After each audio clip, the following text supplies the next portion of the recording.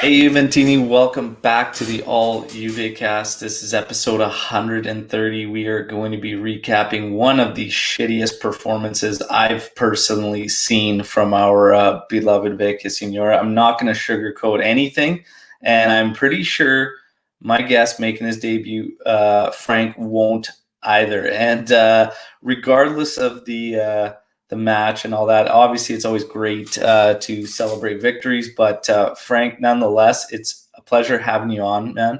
Great to finally meet you, and thanks for joining me. How you doing, man? The day after here. Yeah, thanks for having me on. Hi, everybody. I think if you've seen me on Twitter, you probably know that a lot of my tweets and general opinions are not filtered and pretty salty, even when we win. Today's going to be a nice. This is going to be like the what is it? The Dead Sea. That everything Yeah, floats to the top because of the salt. Um, I'm on Twitter. I'm at Frankie the Worst. I am in the most affected mood that I've been in because of Juve in years. Like I haven't felt this like annoyed at the team, um, even since like before the Champions League final losses. Like I the most recent ones, I should say. Um, yeah, I haven't been mad at this team like when we played against Galatasaray. Like that was the last time I was upset at like an entire game, referee, team, opposing team across the board. I'm just pissed off. yeah. So You're thanks for absolutely having right. me. This one was annoying on all levels, and we're gonna touch on it. But you're absolutely right. It was everything. It was the ref. It was the non-calls. It was the calls against us. It was the players' focus. It was Pirlo lack of adjustments after going down. It was the red, like so much that we'll touch on. But yeah, we'll see how this one goes. But it ain't going to be pretty, Juventini. And before we get into the match recap, Juventus versus Fiorentina, Frank, we got a little tradition around here. It's finding out how guest became Juventini, basically. So I'd love for you to share your story as how it became Juventus for you. Yeah. So my whole family fits the like Calabrese stereotype of like all of Juve's fans aren't from Turin; they're all from the south. That's me and my family. Um, so my father, most of my family, besides this uncle that we have that is an Inter Milan fan. Besides him, we're kind of all Juventini, and I think that more or less started from when you're a baby and an entire room full of Italians is screaming at a soccer game, like you're not going to sleep. So they're going to take you and they're going to put you in the room with the game. So, that's actually how I watched the Champions League final that we won back in '96. Like I was just seated by the TV because they didn't have anywhere else to put me because they knew they'd wake me up. Nice. Um, yeah, but so it started from there, and then I've played my entire life. So when I was younger, it was always like shooting at a wall and pretending the wall was a goalkeeper. And I always had to ask my father who the goalkeeper was. So like I knew Buffon's name since I was a child. It's a lot of then besides that, the '06 World Cup kind of threw everything for another loop because of I guess the national pride and the Calciopoli thing. So there was a different kind of love that built from Juve there. Yeah, I've been in this black and white nonsense for 26 years and counting. Well, there you go, man. That's awesome, and that's how it started out for a lot of people. Just the family ties, man. It's hard not to get sucked into it. But yeah, I've got same type of situation, except families kind of all over the place in Italy there, and I have some family members from Napoli that chose Juve as well. Oh wow. As I know that a lot of that stereotype comes from a certain someone. But let's get to the match. So, yeah, Juve nil, Fiorentina 3. This match, yeah, even like when it's bad, that's such an understatement. It's like you also have an own goal. You let a shithead like Vlahovic score on you. you have an own goal, and you have an ex-Juve player scoring against you. So just to add on to everything. But of course, the big news going into this pre-match was that Napoli had won the appeal, trying to overturn the 3-0 forfeit that Juve got in their favor earlier on in the season.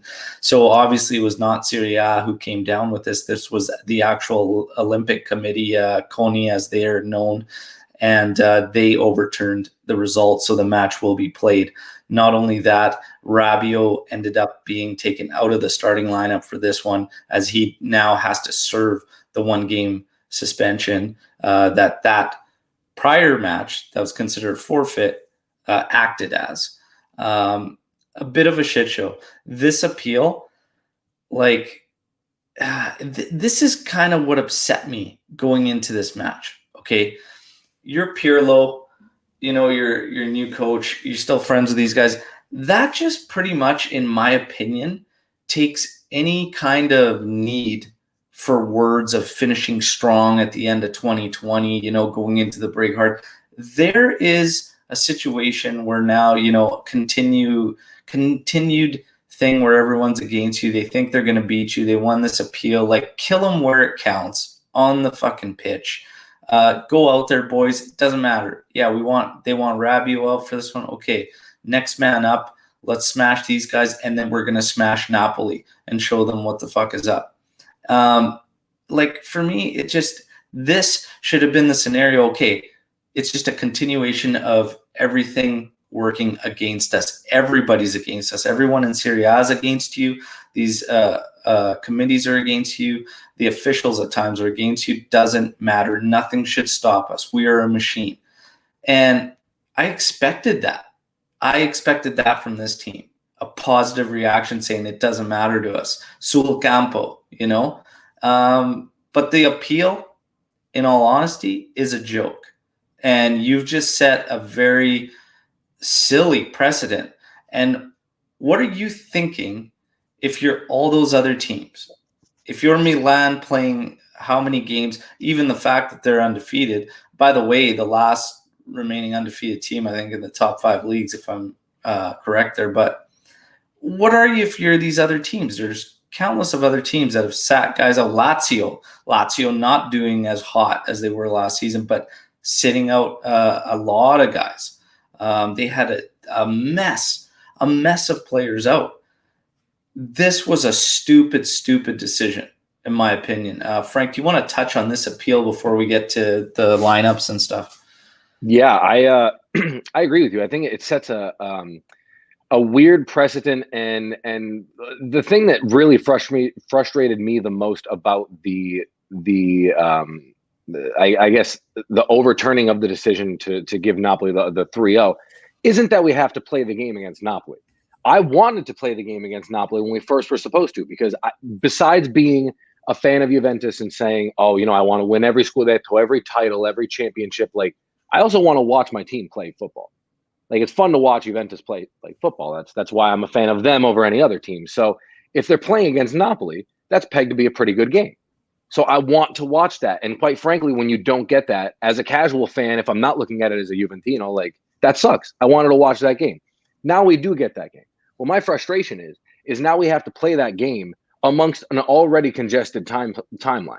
January is always congested. We know it is. It's congested for any team that's playing in more than 2 competitions, because January is when we need to start playing Coppa Italia, and we get actually thrown into the later stages of it, whereas some other leagues aren't like that. There's a lot of things to keep in mind, and that's not to say that we should ever be complaining about match congestion, because I get it. We are one of the best teams in the world, in my opinion, and in Italy in general. So we're going to be in a lot of competitions. That's not, lost on me. It's just when you're in that many competitions, when there hasn't been a preseason, when all of these things that are factoring in because of all of these various COVID factor and shortened season, and just, it's very, very hard for me to then go and accept the fact that now we're playing what seems to be 7 games in the month of January, 8 games in January.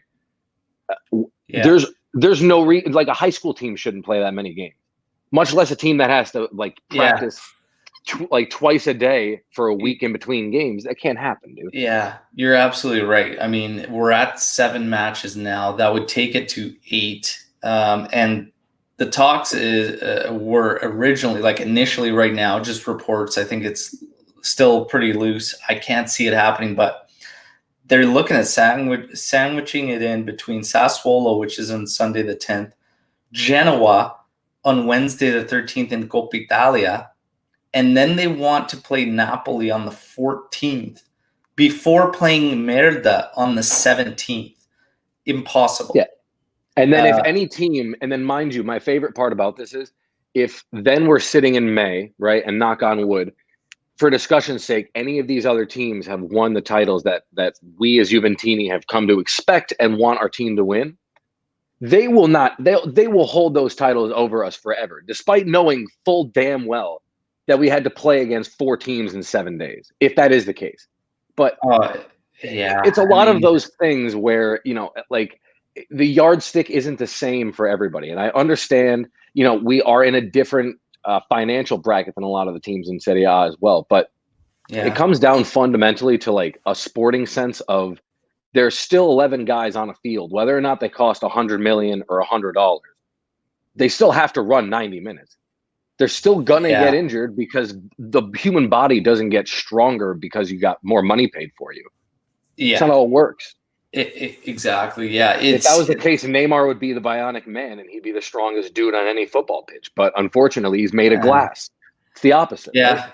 It's a strange one. I think they got it all wrong. I think, if you're these other clubs, Pirlo touched on it on his words after this match, but when we'll get to that. But yeah, it just, this appeal, brutal decision. But I was hoping it was going to bond the team even stronger and really get us to come out. And holy fuck, I don't think I've ever been more wrong in my life. But let's get to the lineups. We had Szczesny in goal, De Ligt, Bonucci, Sandro, Quadrado across the back, Chiesa on left wing back, Bentancur, McKennie, and Ramsey all in there, Morata and Ronaldo. Rabiot was projected to play, obviously serving the match after the appeal. This lineup should have been more than enough. I thought we were going to win 2-0. That was my prediction. As far as the lineup goes, would I have changed anything? Probably not, because it was fine. You had a good mix in the middle. You had your creative guy, Ramsey. You had McKennie and Benta, which complement each other. Chiesa on the side. I was perfectly fine with this lineup and stuck to my guns at 2-0. Frank, your thoughts on the starting 11 for this match? Yeah, I thought it was good too. I think that if we had 90 minutes with that team, or even 60 minutes with that whole team, it's a different story. But as far as, like you said, I think as far as the actual lineup itself, I thought it was pretty strong. Mm-hmm. I thought if there's an ideal lineup that most Juventini try to put together in their head, it's some variation of this, plus or minus a player here and there. Yeah. I thought it was good. I think and on the other side, I think Fiorentina's lineup wasn't particularly strong. I think that there's always those dangerous guys on there, Ribéry and I always mispronounce his name, Vlahovic. Yeah. Who, as much as I want to pretend like he's not, semi-dangerous, he always seems to give the defenders who do the Bonucci and kind of stand on their heels, he always gives them problems because he's always looking to run past you. He's so fucking clunky, man. And I just think this, I'm thinking this guy made it, and I'm thinking, what am I doing over here running a podcast? If this guy can make it, his touch is painful. Mm-hmm. And you know what? We just get right into it because holy shit. Here we are as Juventini, pumped to watch this match. I'm reading the social media stuff and everybody's we're going to finish off. This is the one, we'll finish off 2020. I'm really excited to watch the games now. I'm reading a lot of this and I feel the same way. I'm they're building me up. I'm getting pretty excited. We're coming off a really wicked performance against Parma. And we're playing a 16th in the table side. I think they might have been even lower at the time when we played them. And it's like, yeah, let's go. Let's go through the gears here. Let's take it to them. Let's end 2020 on a high. And 3 minutes in, absolute garbage. So structurally bad. You have McKennie and Ramsey like far up in the exact same space, which leaves Bentancur alone at the back. So they're pushing forward. I'm not sure how that even happens.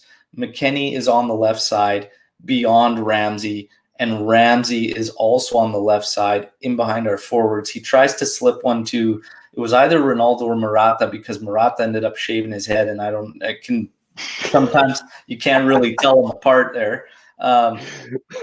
And yeah, he slips one through, gets cut out, and there is wide open spaces because for whatever reason, we decided McKennie and Ramsey are both going to roam.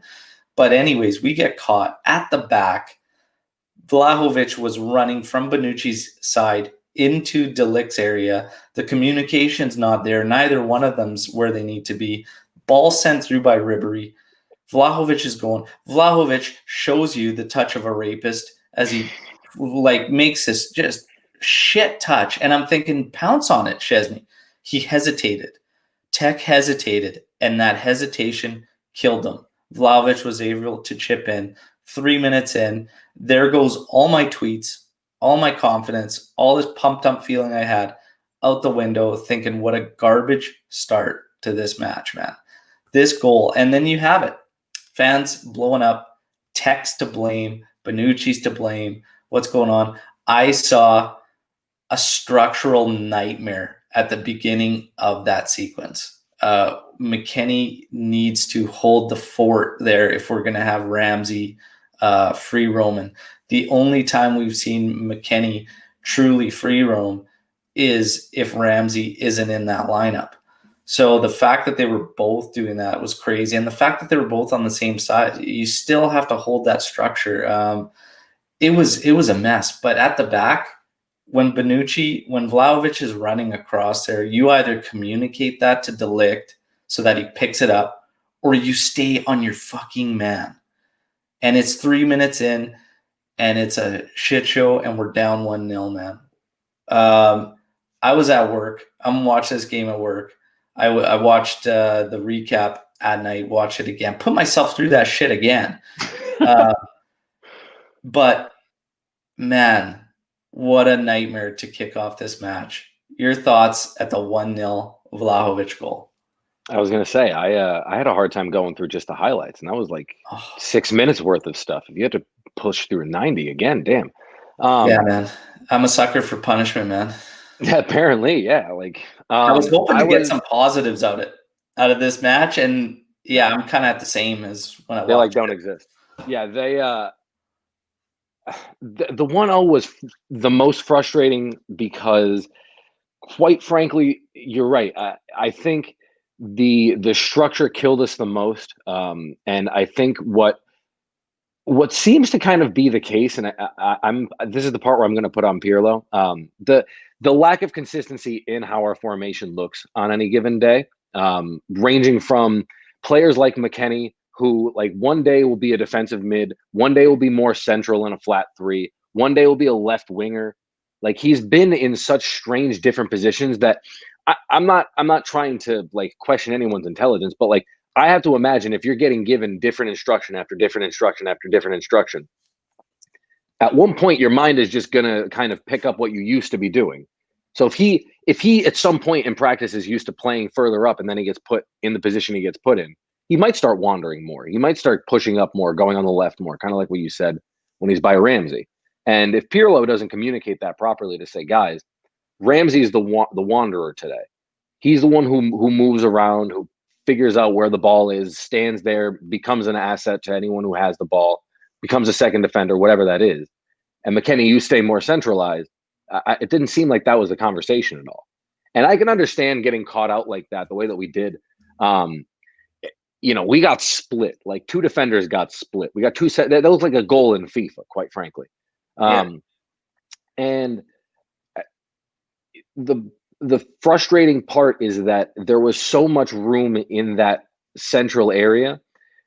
I couldn't expect Bentancur to close that all down because he was trying to close down like a circle of 10 yards in any direction. Even if he ran directly at the ball, he was giving up somebody else. And then it's, but you're right. Our center defenders have to talk more. That can't happen where, if a player like Mbappe or some other speedster runs directly through your defense like that, fine. You got beat on pace. But they didn't get beat on pace. They didn't get Vlahovic isn't the fastest dude on planet Earth. It's not like he just beats you in he's not Usain Bolt here. What to get beat like that and to then let him get touches in the box, near the box, and actually like play the defenders. Oh yeah. It fundamentally can't happen. Yeah, you can't. When a guy like Vlahovic breaks in free and clear, there's issues at the back like that. That just can't happen, man. And he always tries. I can appreciate Vlahovic always trying to make that one big touch past the defender and then use his body weight to kind of push him off. I appreciate that because that's how a large striker, in my opinion, who's not delivering immediate hold of play, should be trying to play blind. Is just not part of his game. But being able to run 70 yards, like basically untouched with two defenders on you doesn't make sense. You just can't see that. Yeah. All right. Well, 1-0 down. We move on. Hopefully that's the wake-up call. We've seen a few matches where we need a wake-up call. Let's get it going. Hopefully. Couple minutes later, 5th minute, we get a free kick. CR steps up, rips this thing, and he's lobbying for a handball. I see the replay. I've seen those called. Quite a bit. And here we go with the Serie A consistency. This thing doesn't even get a call over for the ref to look at it. Doesn't even get a call over. That's pretty bad. He should have at least taken a look. I mean, the arm's up there and it's away from his body. I've seen it called a lot. So I was shocked it didn't get the ref over to take a look. At least take a look. That was a huge piss off and a sign of what was to come for Juventini. Brutal, man. Even if he looks at it and says, yeah, maybe not or whatnot, but I think if he looked, I would expect he probably would have called it. I would be personally accepting of if the VAR system was consistent in a way that there are guys up in a booth watching every replay, watching the game on a couple second delay, whatever it is, to say if the ball even touches remotely close to a hand, let the referee go look at it. Let him have a second look. If he says no, then he says no. Then even if I think it's a handball at home, I have to then accept that 4 people, 3 people, however many people, the booth and that referee concisely said, no, it's not a handball. But when it comes down to that like kind of subjectivity of like, oh, well, should I go look at it? It shouldn't be a matter of whether or not you should go look at it. That shouldn't be the question. Call. I think that's a really good call. Just say, hey, you know what? Yeah, that hit hand. Go take a look. And that's it. Just go, you make the call, like go take a look. Because for him to not even go look at that, that's pretty bad. It leaves too much on the table. Because then you leave the precedent again of if it happens later in that game, you as a referee can't retroactively do something 70 minutes behind. Exactly. 40 minutes behind. You have to take that on the chin and then take your punishment after the game. And the only people who lose are the people who are victim of your shitty refereeing. Yeah, 100%. 14th minute, Bonucci sleeping again.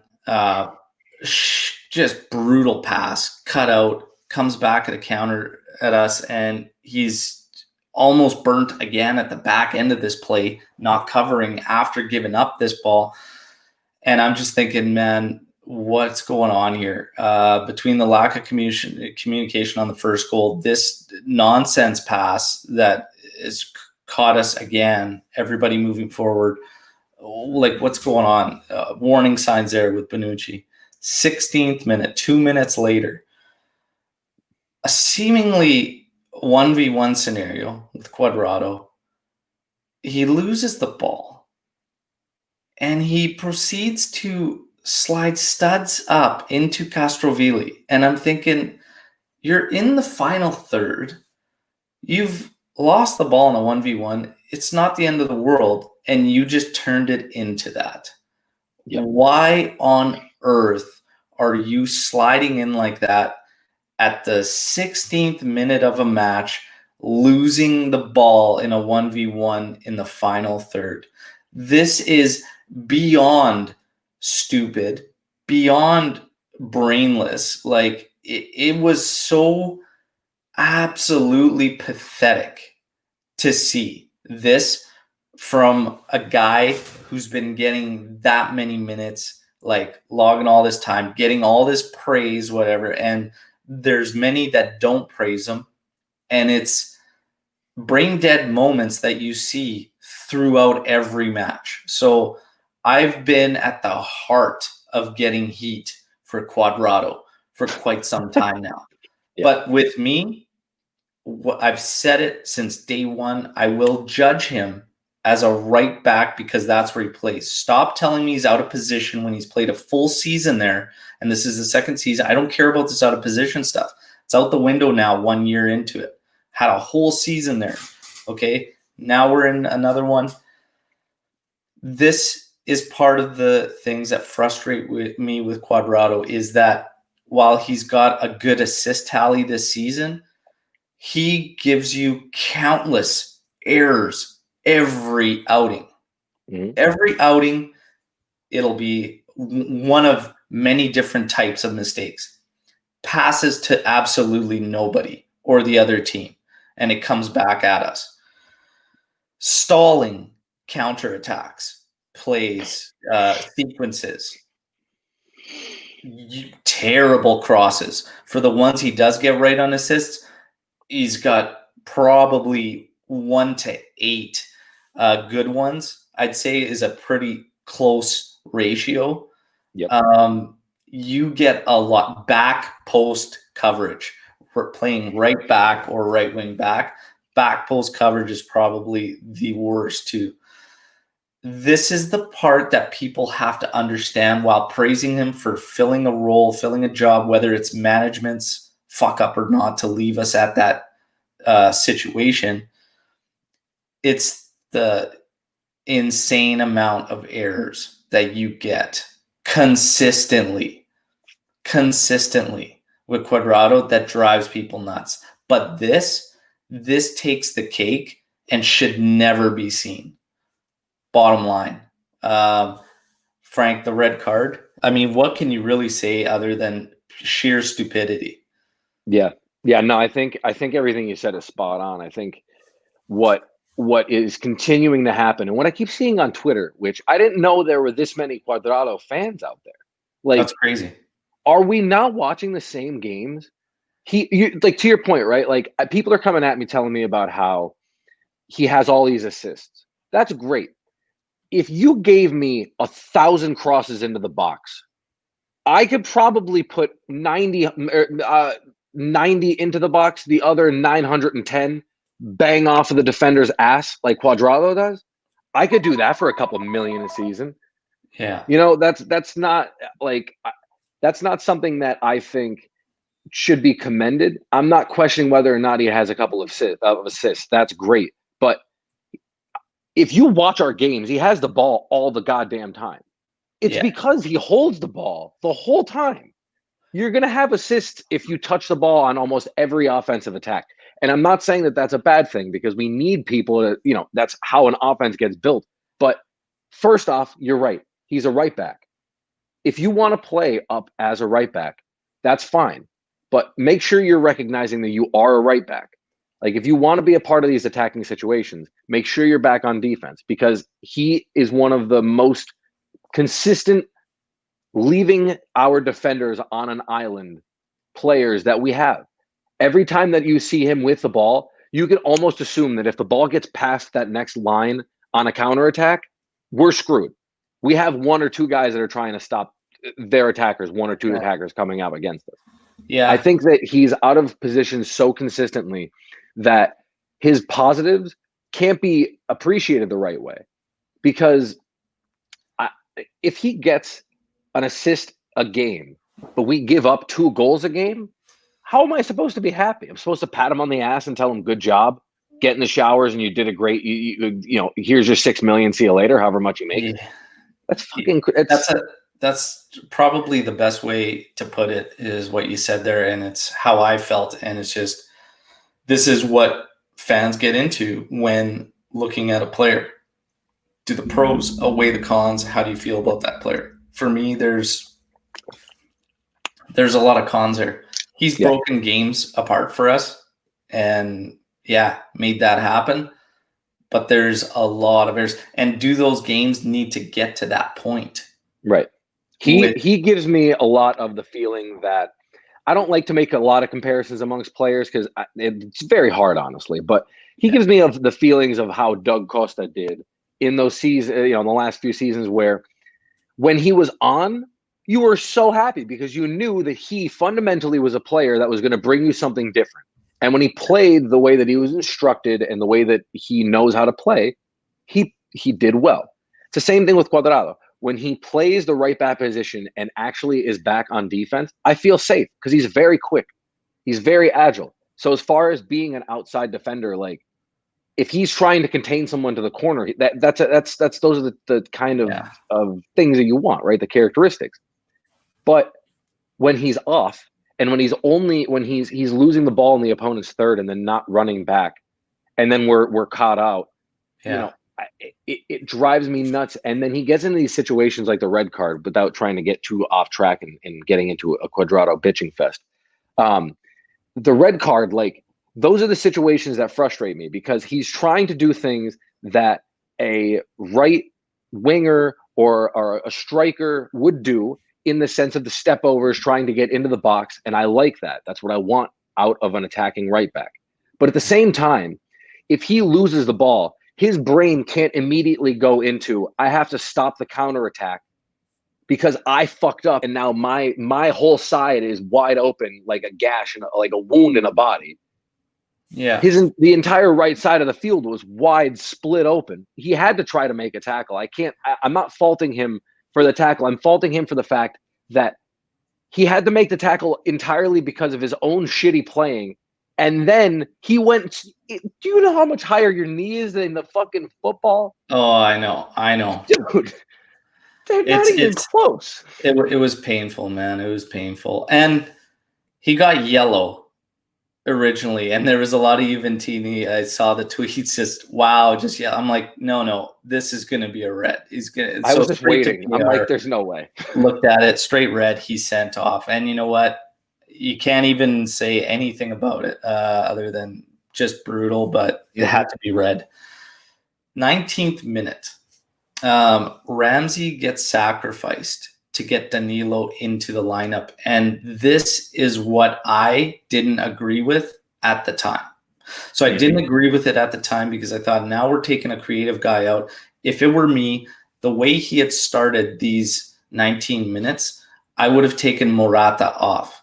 I fully understand that CR7 becomes isolated if he's the only top man and it's not the best for him. However, I don't think we should have gone without Ramsey at that point. And there was a lot of fans saying, well, he's only going to be good for 60 minutes, where it doesn't matter. I'd play him that 60 minutes. I would get Danilo in. I would not have sacrificed Ramsey. This would have been a tough one, but I would have kept him in. I would have got Danilo in there, and I would have just taken Morata off. You become one guy up top, but keep Ramsey out there. Shift your midfield into a diamond if you have to. Chiesa might have been a little bit out if we did that. Like, he would have still played on the pitcher, but he would have had to suck in a bit. But I don't know. That's just, I would have gone that route based on what I saw at the start of this game out of Morata, making a lot of errors, not seeming to be very focused. I would put it, just errors that he shouldn't be making. And even positionally, really, really drifting, not locking in. And we started seeing that against Parma, but it worked. But everything was effortless against Parma, it seemed. But in this one, he was dropping back a lot, and he wasn't holding true to that 9. So I would have just sacrificed it. Ramsey pissed off, kicks a water bottle as he comes out, as he sacrificed whatnot. And I was watching Pirlo to see his reaction, and he watched him. I didn't see him approach him or say anything or whatnot. So the cameras panned out, though. So I'm not saying that Pirlo didn't or whatnot, but I was really watching intently when the camera was there to see his reaction or what happens there. But yeah, Ramsey was pissed. I wouldn't have subbed him. I would have subbed Morata. Would you have subbed somebody different and kept Ramsey out there, Frank, or what were you thinking? Yeah, no, I think you're right. I think you're right about the CR7 being alone and isolated does kind of cut into how he plays. But yeah, I think over this season we've seen him and Ramsey kind of linking up pretty well. They've been having a lot of 1-2 kind of combinations. Now, admittedly, this is against a Fiorentina team that, comparative to Parma, like you just said, or even Barcelona, like we had a lot more space in those 2 games. Yeah. In this Fiorentina game, they were playing pretty well as far as compacting themselves on defense and staying positionally where they needed to be. They were up 1-0 against us, so it makes sense they could play a little bit more, positionally specific. But no, I think you're right. I think Morata wasn't playing particularly well. I think if he got sacrificed, I think it would have been, some of the similar kind of reaction from the player. Yeah. But I tweeted this, dude. Like, the only player you could be mad at is Cuadrado. If I'm Ramsey, I'm walking off and I'm just like, what the fuck, Juan? There's more. We'll get into it though. But yeah, I didn't agree with the Ramsey, but a lot of fans were combating me on that on Twitter. Yeah. But that's okay. Everybody's got their own opinion. I would have left him in. We wrap up the half. Really, 6 minutes later, 25th minute, and again, Bonucci's like, fucking fuck up. They come back at a counter. Castrovilli gets absolutely robbed by Szczesny. Szczesny makes a great save there. I would have, at this point, I don't even care who you put in. The 36 minute, maybe wait till half. Bonucci doesn't go back out on the pitch if Agreed. I'm Pirlo. I'm sorry. He's not even close to where he needs to be. And he's center back, and we've just had to switch to a 4-man at the back system. He just doesn't take the pitch. Give the reins to De Ligt, let him sort it out. Like it can't happen. It was too bad. 31st minute, CR, he gets an opportunity, misses short side, and then 36th minute again. It's just really CR trying to take guys on and have rips. That's how we end the half after actually a 45th minute. Sandro draws a free kick. I don't know why from this angle Ronaldo needs to shoot it rather than get in the area. Let's get a good dangerous cross in there. He tries to rip it. It goes out. He goes over there, takes a short corner, and we make a mess. I fucking hate short corners. We have De Ligt, Bonucci on the pitch, Ronaldo, McKennie. Have the ball in the mixer and give the guys an opportunity. Imagine us as a team, as a management, buying a bunch of players from teams that have scored headers on us and then doing short corners when those same fucking guys are standing in the box waiting for the ball to get crossed. Cristiano scored on us like that. De Ligt scored on us like that. No problem. Don't give them the ball. I'm so sick of short corners, or having 2 players out there at the corner flag is another one that's just mind-blowing that Juve does consistently. But we end the half this way. Brutal half. There's nothing to be said about this. Adjustments need to be made. Nobody seems focused. There's a lot of guys playing awful. Bonucci, Bentancur, Ronaldo, it's not his fault. He was the only probably positive. Chiesa and Ronaldo were probably the only positives out of that one, really. Mm-hmm. Nobody else seemed really willing. McKennie was putting in work, but he was all over the place. Over the place, and it made no sense structurally. Like, it was just – so I don't fault him for the effort and what he was trying to do. It just didn't work. Because it seemed like he was covering a lot of Benta's position that Benta was leaving open. Way too sporadic. It was not happening. We needed changes. We start the second half. Bernardeschi comes in for Morata. I didn't have a problem with that. I just thought, again, it should have been something that was done sooner, to be honest. And I didn't like when he did come on, how I think Pirlo needed to go to a diamond setup in that middle to just balance out this transition from defense to attack, because the one thing was all we were doing was possession up to a certain point, and then we had nowhere to go because there was no targets. There was no options for ball carriers. We'd get it to the outsides. They'd have nowhere to come into the pitch and then continue progress. So we did it to ourselves positionally in this one and structurally. It was awful after that. There was no adjustments. Pirlo, he just doesn't have it in him at this point in time. I think right now he's still trying to just get that 1A set up, and these adjustments, things like that, are a bit over his head right now. And I think that's a fair assessment, because I don't think he's going to have this ability like experienced coaches that could take this guy, take that guy, and then alter this setup or whatnot. It's just not there for this team or Pirlo right now. So nonetheless, Berna does come in for Morata. 49th minute. So 46th minute, Valero gets a yellow. 3 minutes later in the 49th, that has to be a second yellow. Has to be a second yellow going through the back on Bentancur. Nothing. That's bullshit. Very, very poor job from that ref. Plain easy yellow. We don't get it. I'm laughing at this point. I'm just laughing. That's an easy one. Easy call, right? Yeah, that's one of those. That's another one of those that, like we talked about before with the handballs. If a player's on a yellow card and they go into a tackle that looks a little dodgy, as the people in the booth, you should be reviewing that. It doesn't need to be all three of you on one screen, but one of you should at least be looking at it and say, guys, this would be a yellow card if it was just by itself. That shouldn't mean that it's not a red card because this guy already has a yellow. Like that's not how the process is supposed to work. If you get a second yellow card, it's a second yellow cardable offense. Yeah. It's not a red cardable offense. So I'm with you. I think that happens a couple times in this game where you see guys getting away with stuff that on any other day, the VAR is not even the one who needs to check it. The pitch referee is going to one who's going to call it. So yeah, and then just to add salt to the wound there, Prandelli ends up subbing Valero off shortly after, and it's just like, oh, okay, cool, yeah, because he knows he should have been off, and that's like a thank you, ref. I'm going to sub him now. Prandelli turned around, looked at his assistant, and absolutely was like, fuck. All right, get him out.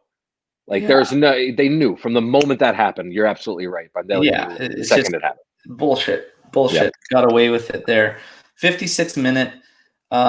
I do think Danilo did very well actually when he entered. He was another kind of bright spot if there were Danilo, Chiesa, Ronaldo. But Ronaldo and Chiesa at times frustrated me. Chiesa, I think at times did far too much, and probably because it was Fiorentina, his ex-club, because he was missing certain progressions where the ball needed to go to an easy pass. He was cutting in. He was trying to beat guys, give the ball. There was a sequence Ronaldo absolutely lost it because he's streaking up the right side. He would have been in a 1v1 scenario. Chiesa still had a defender ahead of him as well as one behind and one trailing him on his back. Chiesa tries to cut it inside. Just put the ball forward to Ronaldo, and then continue your run in. Maybe you'll get it back, but you'll take those defenders out of the way. We got to keep it simple in those scenarios. So Chiesa, again, put in a tremendous amount of work. He did well. It's just one thing I saw that maybe it was because it was Fiorentina was happening. But in the 56th minute, Danilo does well to push up the pitch. He puts a great cross into the area. CR7 heads it home, offside. Yep. What pissed me off about watching this replay is also something that, while I love Chiesa, pisses me off about him too. And it's the amount of time that, and actually they're not the only two. We have players across the board. And this is the danger with when you get a referee who is losing touch with a game and a match. you start to get one team, when it's heavily one-sided like this, you get one team that the frustrations start climbing. And then what happens is you stop losing, you start losing the fight that's in you to keep these plays going because you feel like everything's against you anyways. So then you start seeing this drop in enthusiasm, the attitude. And Chiesa had moments where he could have easily kept fighting for the ball, but he's looking for the call. We did that in our own end at times. And the play's still going. And it's like, don't worry about the ref. Win the fucking ball. Like, don't let them score again. So on this goal that got called back on offside, if you watch, Ronaldo looks behind him and he's frustrated. He doesn't even see that the play had got back to Danilo, and Danilo was crossing it in for him to try and fight to get back onside. He's walking and he's looking over his back shoulder and he's bitching and he's kind of pissed off. And then he looks up and he's like, oh, he takes a step back. Had he had been fully focused, I think that's a goal for Ronaldo. I think if he's just if he didn't have that down. Now, I completely understand because I've been involved playing in those matches, and it sucks when it's heavily one-sided because, yeah, your frustrations hit a boiling point, and that's what happens. Your brain switches off. You start getting over frustrated and paying attention to things you shouldn't be. It's one thing I caught on this replay, and it's frustrating because I just wouldn't expect it. I'd expect him to be past that, but I get it, man. I fully get these guys' frustrations because this ref was absolute dog shit, man. Yeah. Absolute dog shit. Yeah, I think we're historically spoiled by players who I think as Juve, we've had like a subset of players that have gone throughout our years, or last like 25, 30, however many years, where like even if everything is against them, they still want to tackle every single player on the pitch. They still want to get to every ball. They still want to like just run till they die, basically.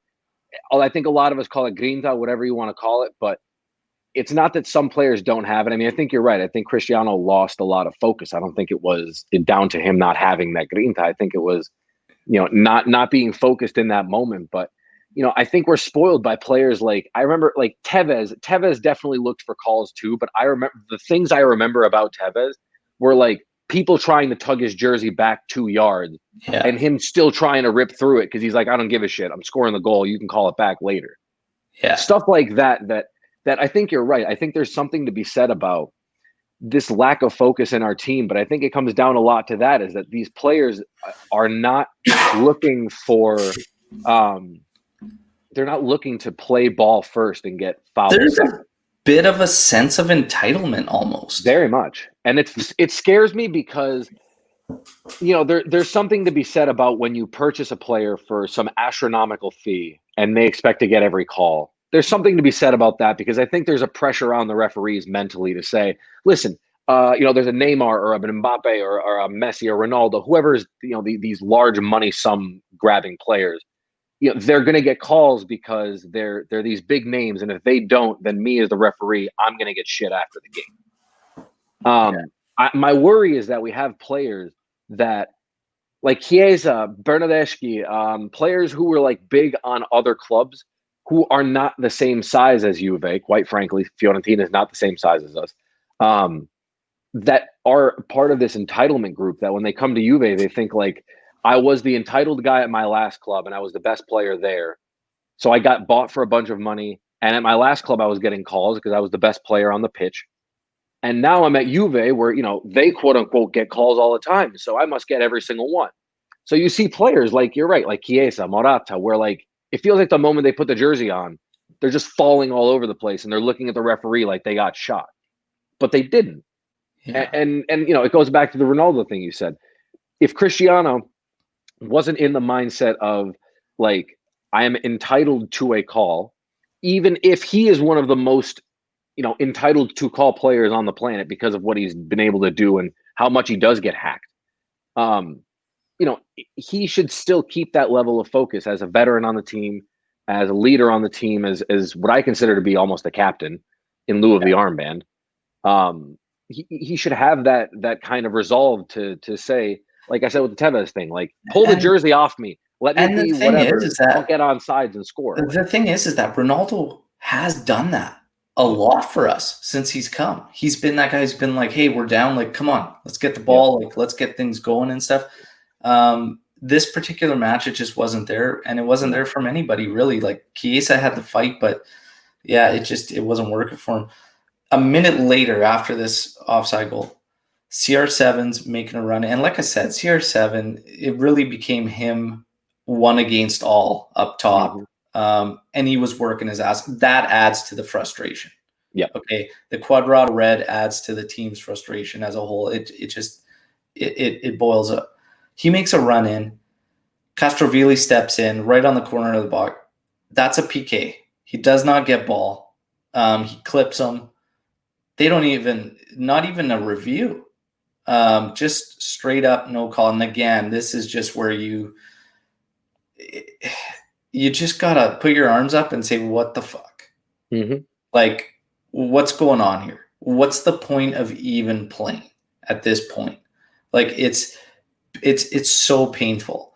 We've watched a handball in the area off a free kick not even get looked at. We've seen a guy literally get 2 brutal challenges within 3 minutes, only seeing 1 yellow and then getting subbed off. You've got this now, potential PK. It's absolutely laughable, man. So not only was Juve on a shocker, this ref was on a shocker. To another level, man. Absolutely brutal. In my opinion, this is an easy PK to call. Yeah, I think we don't get it. What's that?